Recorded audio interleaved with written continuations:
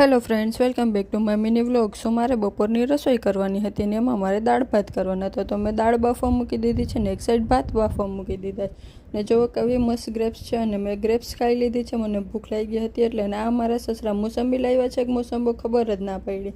પછી ભાત થઈ ગયા હતા અને મારે બટેકાનું શાક કરવાનું હતું તો મેં બટેકા સુધારી લીધા છે અને મને થોડીક એનર્જી ડાઉન લાગતી હતી એટલે મેં પહેલાં મોસંબી ખાઈ લીધી છે. મેં કીધું હું પછી આગળનું બીજું કામકાજ કરીશ, પણ સાચે બહુ જ મસ્ત હતી મોસંબી. અને પછી દાળ બફાઈ ગઈ હતી એ મેં પીસી લીધી છે અને ટમેટું ને મરચું પણ કટિંગ કરી લીધું છે અને પાપડ પણ તરી લીધા છે.